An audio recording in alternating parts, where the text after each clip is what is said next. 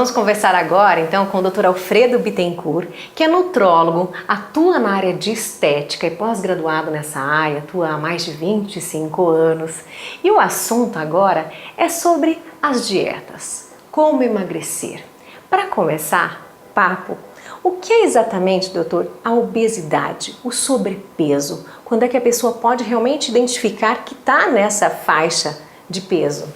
Isso tem cálculos matemáticos a respeito disso, né? Você pode simplesmente pôr numa fórmula e deduzir isso, mas de uma maneira prática você pode imaginar assim, se a pessoa tem vou falar de uma maneira bem prática, que todo mundo vai conseguir fazer esse cálculo.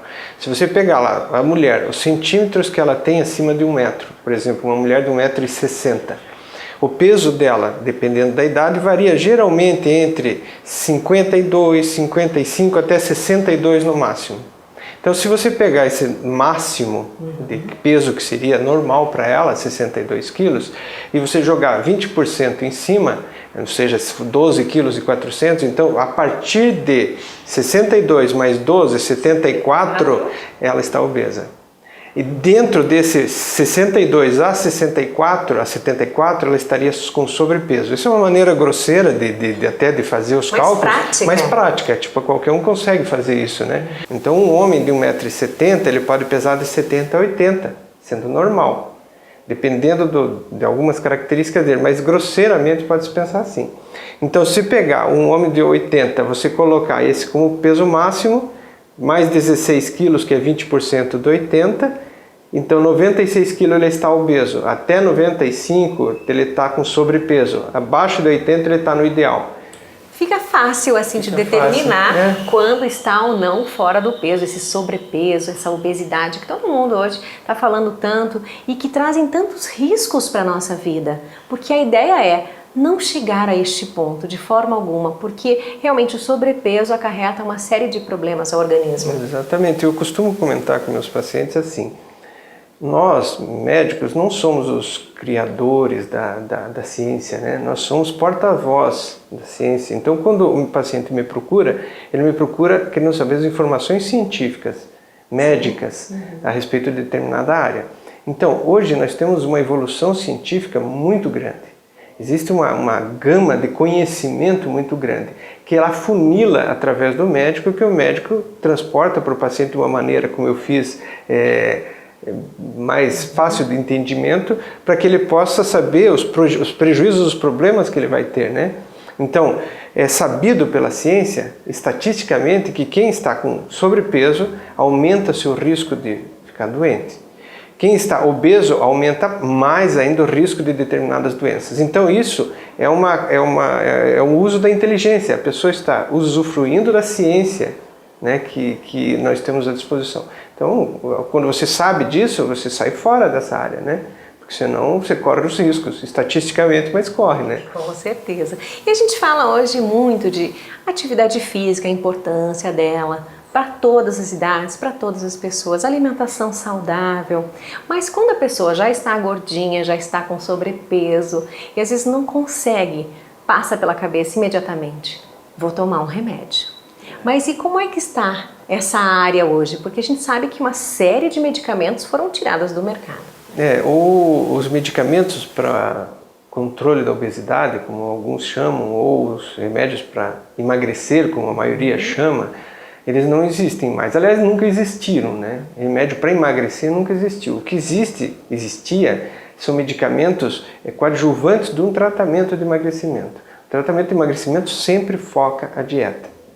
Os medicamentos facilitam essa mudança de dieta, porque dieta é sistema de alimentação. Então, você vai mudar o teu sistema de alimentação, então, consequentemente, você, com uma ajuda, pode ficar mais fácil.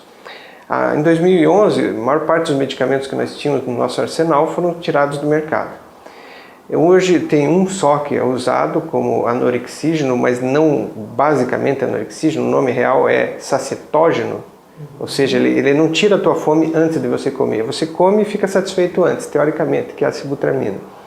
Mas ele é coadjuvante, é um medicamento que não faz mágica, como nenhum faz. Agora, é a única coisa que você tem hoje. Discute-se ainda está em pauta em respeito dos legisladores e da área médica a respeito da liberação de novo de alguns desses medicamentos. Mas isso aí está em discussão ainda, não tem nada de prático, nenhuma previsão verdadeira ainda a respeito disso. Então estamos com um arsenal pequeno ou nenhum em relação a medicamentos alopáticos, que são os químicos, e nós usamos hoje como alternativa fitoterápicos, que são de origem de ervas, que com o conjunto deles nós conseguimos um resultado ainda positivo nesse apoio à mudança da dieta.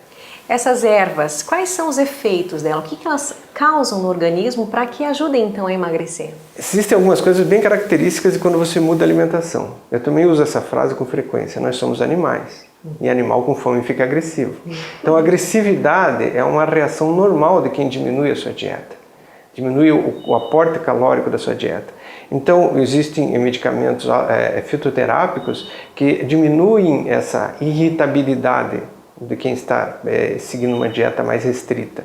Então existem vários medicamentos constatados cientificamente, mais de origem puramente vegetal, que tem efeito mesmo no paciente. Então você usa um medicamento que ajude a ele ficar mais calmo, menos irritado. E usado, por exemplo, em mulheres grávidas, como a passiflora, a valeriana, etc. E você sabe que quando ele faz uma dieta específica, mudando alguma coisa, é comum ele fazer constipação intestinal. Sim. Então você necessariamente precisa ajudar esse momento. Então você não só introduz fibras, como às vezes usa alguns catárticos vegetais para manter esse trânsito intestinal adequadamente.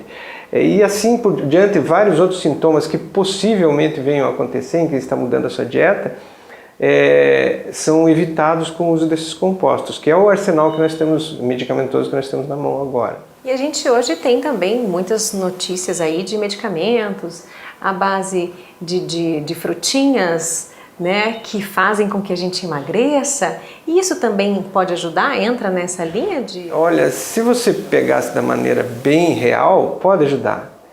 Até água com açúcar pode ajudar, né? Então, na verdade, ele tem um efeito psicoemocional que não deixa de ser um efeito, né? Que faz parte. Você tomar uma cápsula vermelha é melhor que você tomar uma cápsula branca. Isso já é comprovado, embora não tenha nada dentro da cápsula. Mas o fato de você achar que está tomando um remédio, isso te ajuda emocionalmente a ficar mais disposto a fazer as modificações que são necessárias. Então, chá verde, óleo disso, óleo daquilo, tem um efeito emocional. Um pouco efeito físico ou nenhum efeito físico, mas também não faz mal. Esses goji berry da vida, isso, etc. Não vai fazer mal se não for usado exageradamente, né? Porque até a água, se usar exageradamente, faz mal. Mas não tem um fundamento assim, tipo, não ajuda a emagrecer. Realmente emagrece, faz com que a pessoa perca peso. Esses chamam de termogênicos, né? Tem cafeína, é termogênico. Cafeína você toma, o coração fica assim. Daí a pessoa fica com uma sensação de ansiedade e ele pensa que está gastando energia. Para mudar o organismo, no sentido termogênico da palavra, tem que ser muito potente o medicamento. Você teria que estar tremendo para você poder gastar mais energia. Seu coração tinha que estar 180 batimentos para você gastar mais energia. Aí sim você estaria gastando, mas... Que é o efeito de uma atividade física aeróbica.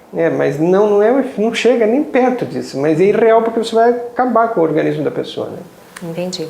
E as cirurgias também, assim, hoje a gente vê muitos obesos, muitas pessoas que estão acima do peso, já pensarem imediatamente, bom, minha única solução, meu único jeito é fazer a cirurgia bariátrica, é diminuir meu estômago, é diminuir meu intestino para que eu possa emagrecer. E hoje está se usando bastante as cirurgias. Sim, é um recurso, né? Um recurso verdadeiro, prático. Eu acho que é uma área da medicina, que é a área cirúrgica, que trabalha assim, né? Se o paciente tem uma gangrena, amputa-se a perna. Né? É uma maneira, não adianta ficar dando antibiótico, isso amputa-se a perna e resolve o problema. Radical, mas é para resolver. Então, da mesma forma que é uma amputação, é uma mutilação, a bariátrica também é uma mutilação. É visto por muitos médicos como uma mutilação, embora você não enxergue porque é lá dentro, mas é. Eu não considero nada assim de tão pernicioso. Eu acho que tem a sua colocação, na mão de um bom profissional, isso sempre vai dar um bom resultado, ou pelo menos estatisticamente acaba sendo equivalente ao problema que ele tem. Então, se o problema é grave por causa da obesidade, os riscos que o paciente está correndo, você tem o direito de correr algum risco menor ainda, mas para colocar ele numa condição melhor de vida depois do procedimento. Então, eu acho válido. Embora muita gente, aqui, como nós conversamos, querem até engordar para depois fazer a cirurgia. O ser humano procura muitas vezes atalhos, né? E atalhos nem sempre dão bons resultados. E eu acho que o que comanda mesmo é essa expectativa do paciente, né? Ele procura normalmente um médico buscando aquela solução imediata, para realmente emagrecer imediatamente, essa ansiedade, essa expectativa do paciente. Como atender essa necessidade, doutor? Olha, essa característica é humana mesmo, né? Em todos os sentidos nós temos essa tendência, né? De buscar, de esperar. O verbo ansiar, né? De ansiedade, estado de espera, é exatamente isso. Você fica esperando alguma coisa que você não sabe, está no futuro, né? Então existe um grau de ansiedade relacionado ao hábito de comer muito grande. Agora, quando você imagina o ideal de um tratamento de emagrecimento, por exemplo, um tratamento de equilíbrio de peso, você imagina assim, teria que ter uma avaliação com o cirurgião de gastro, né? Cirurgião do aparelho digestivo, para ver se é necessária uma bariátrica. Ele tem que ter fisioterapeuta, professor de educação física, ele precisa ter um médico clínico que acompanhe ele, um nutrólogo, ele precisa ter uma série de acompanhamentos medicamentosos, dieta, um nutricionista.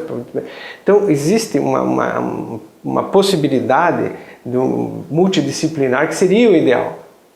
Então, nessa parte da ansiedade, quem trabalharia seria o psiquiatra e o psicólogo, tentando melhorar o relacionamento do paciente com a alimentação e com o meio ambiente, que é o que leva à ansiedade. Então, ao momento que tivesse essa possibilidade, seria ideal, mas não, isso na prática do dia a dia é muito difícil.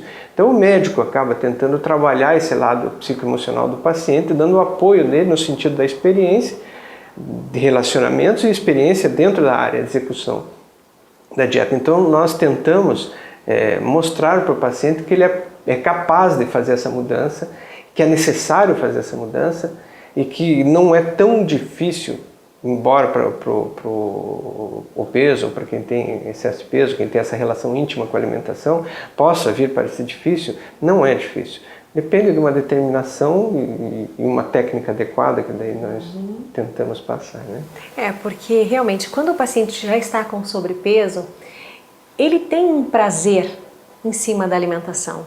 Ou uma fuga de alguma ansiedade. Então tudo é o lanchinho, é o prazer de comer aquele doce, aquele pastel engordurado, enfim, são prazeres da vida, mas esse prazer passa do limite natural do organismo e aí acaba engordando, e aí que entra um profissional como você para poder orientar todos esses caminhos. A gente tenta sempre esclarecer, como eu digo, passar a informação, porque nós, numa questão clínica, nós nunca temos uma atuação muito agressiva em relação ao paciente.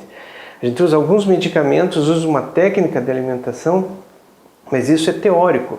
Então não é como o cirurgião do aparelho digestivo que faz a bariátrica, ele não conversa se ele não quisesse, teoricamente. Ele faria a cirurgia e o problema estaria resolvido. Então, a gente tenta passar essa informação, tenta capacitar o paciente para entender isso. Mas é sempre teórico, né? Essa relação íntima que o paciente tem com a fome, isso é genético, isso é da nossa origem. Se você não tivesse prazer em comer, você morria de fome. Você ia deixar de comer. Sim. Então, você... desenvolver uma doença, né? Você é recompensado toda vez que você come, com endorfinas. Então, quando você é recompensado, você tem uma sensação de bem-estar. E essa sensação de bem-estar pode ser usufruída em várias situações. Seja quando você está com medo de andar de avião, comer um chocolatinho, ou seja quando você está esperando o teu marido, o teu filho que está atrasado, está ansioso, você come um chocolatinho. Por quê? Porque vão liberar endorfinas, você vai ter uma sensação de bem-estar e vai esquecer um pouco do problema. Então, isso é instintivo. Comer é recompensado, então é um prazer sempre. Tem pessoas que têm mais prazer e outras que têm menos prazer nisso. E como falar isso ao paciente? Como é que é o teu atendimento? Como é que são essas técnicas, né, exatamente? Como é que convence um paciente de que ele tem a possibilidade de comer menos e ser feliz? Eu uso algumas historinhas, algumas coisas assim, mas na prática você tem que trazer o paciente muito próximo da realidade dele. Eu costumo dizer assim, não, que falam de dieta de fulano, dieta de Beltrano, dieta disso, daquilo. Eu disse, eu tenho a dieta da porta, que é muito boa. Eu vou sair correndo aqui, vou chavear essa porta, é tudo a prova de bala aqui, e você vai ficar preso, tem uma torneira ali com uma pia, você vai ficar 10 dias aqui tomando água. Pode quebrar tudo, comer essa planta que está do lado aqui, mas você vai emagrecer. Com certeza. Então, e não vai morrer. E não vai morrer. Por quê? Porque tem água, você consegue passar alguns dias só com água e vai perder peso. Então, não é certeza que está na alimentação. Não tem como uma pessoa não admitir que está na alimentação. Então, nós trabalhamos um pouquinho essa parte de neurolinguística, de você pegar e passar para o paciente, ele concordar que né? Está na alimentação ou não está? Tá.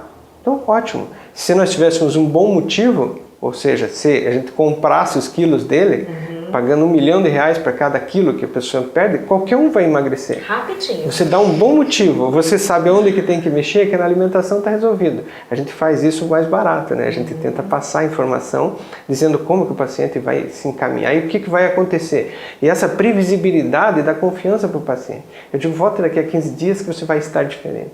Ele volta e está diferente. Então ele começa a entender que acontece o que a gente fala.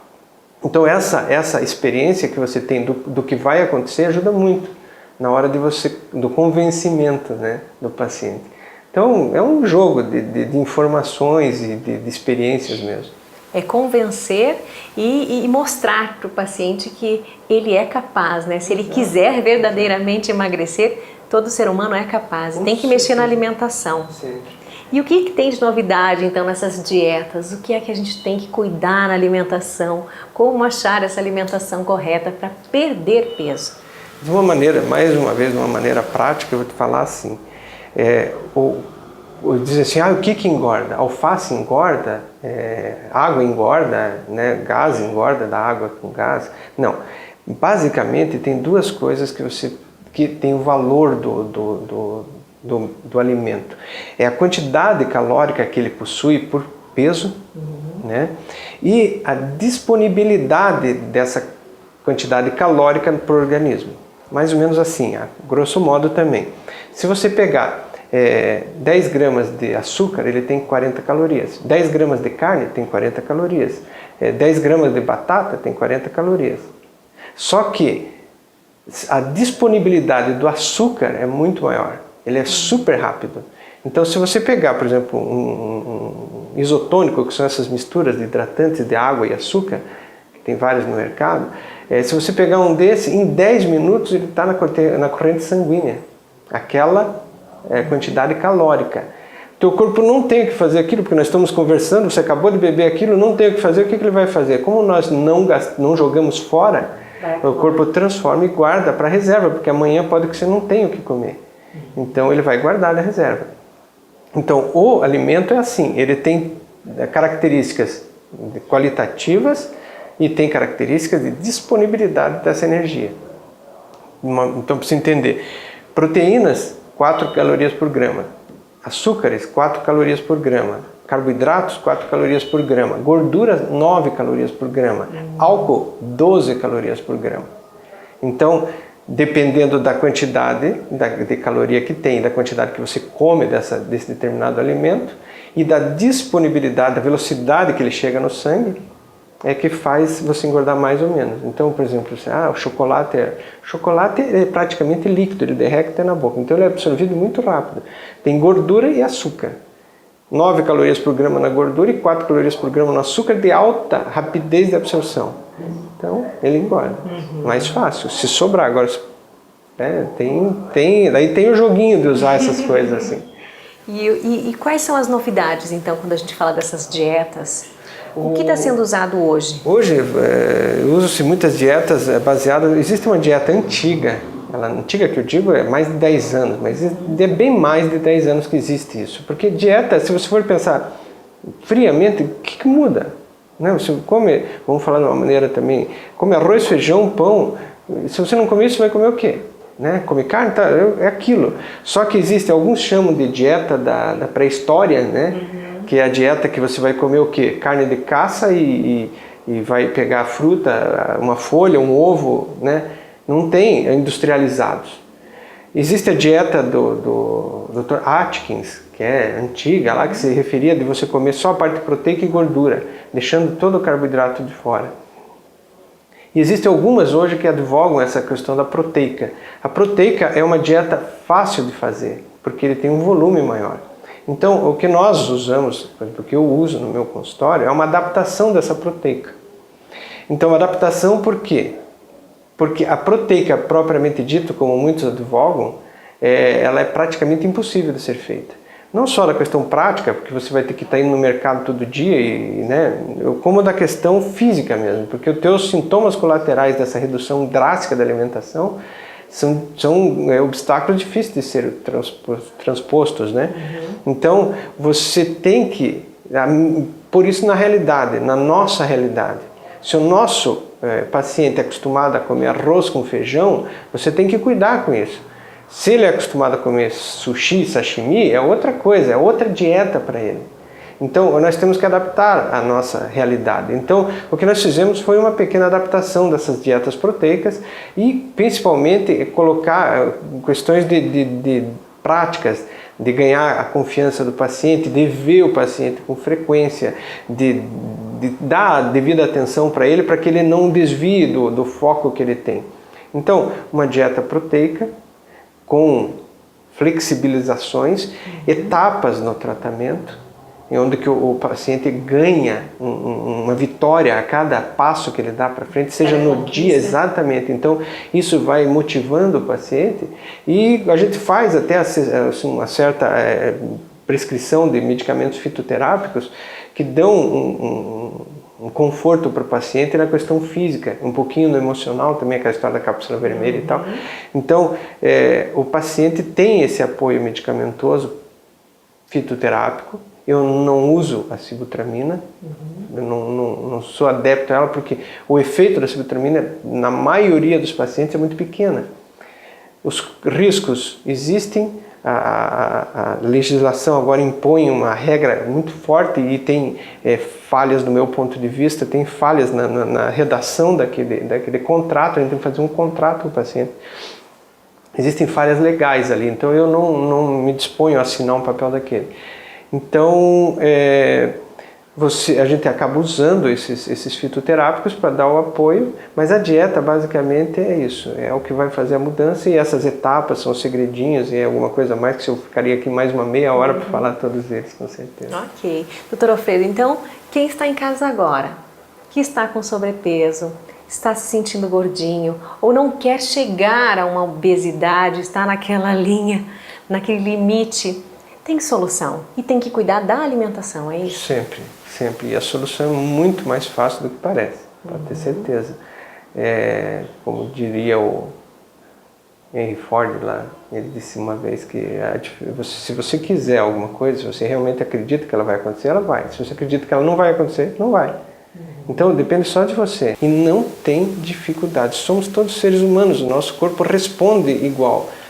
Não tem. É uma maquininha perfeita. É perfeito. Você vai emagrecer, eu vou emagrecer, o espectador vai emagrecer, qualquer um pode. Não existe uma doença que impeça a pessoa de emagrecer. Ok. Está aqui então o Dr. Alfredo Bittencourt. Muito obrigada por sua participação. E olha, anotou todas as dicas? Então vamos emagrecer.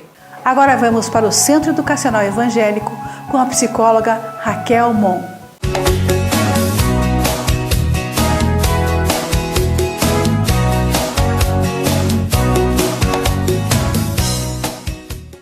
Olá, eu sou a psicóloga Raquel Mon, diretora do Centro Educacional Evangélico, e estou mais uma vez para conversar com você a respeito da educação dos nossos pequeninos. Atualmente, nós vivemos um tempo de muitas mudanças e novas tecnologias. Isso faz você, pai, você, mãe, questionarem o que acaba sendo realmente importante você comprar e investir para a estimulação do seu filho, que talvez esteja aí brincando ao seu lado na sua casa. Nós crescemos e vivemos numa época que os recursos da tecnologia duravam muitos anos. Hoje, eles são substituídos muito antes que estraguem, porque uma nova tecnologia chegou. E às vezes investir num aparelho caro para sua criança pequena pode não ser a melhor opção, mas fica a pergunta, o que vale a pena investir? São tantos brinquedos educativos, brinquedos tecnológicos, games, livros, que você se pergunta o que realmente vale a pena investir. Hoje eu vou abordar com você sobre um item extremamente barato, mas que faz uma diferença muito grande na estimulação da sua criança. Trata-se do espelho, um grande espelho, onde a criança possa ver-se de corpo inteiro. Ao redor do mundo a gente vê milhares de pais e mães insistindo com seus filhos que façam a escovação correta dos dentes, penteiem certinho o cabelo e aprendam a fechar corretamente os botões da sua camisa. Porém, às vezes os pais esquecem que na casa onde essa criança convive não há sequer um espelho onde a criança possa ver seu próprio rosto. O espelho que muitas vezes existe lá onde toda a família faz a escovação dos dentes, a higiene diária, no banheiro, ele está numa altura que a criança não consegue ver sequer a parte superior da sua cabeça. Então fica a dica aí para você, mamãe, você, papai, observarem ao redor, na sua família, na sua casa, no seu apartamento, se existe essa oferta de um espelho onde o seu filho possa ver-se de corpo inteiro, onde ele possa também fazer a sua escovação diária, podendo observar os seus dentinhos, podendo observar enquanto penteia o seu cabelo. Nós fomos criados, cremos assim, segundo a imagem e semelhança de Deus. E é a nossa imagem corporal que irá favorecer, facilitar toda a nossa aprendizagem acadêmica. É através da sua imagem no espelho que a criança desenvolve sua imagem corporal, seu esquema corporal, que ele irá utilizar como base da sua alfabetização. É através do nosso próprio corpo que nós temos a referência do que é direita e o que é esquerda. Então toda a lateralidade, as noções do que é em cima, o que é embaixo, elas estarão relacionadas a partir do nosso próprio corpo.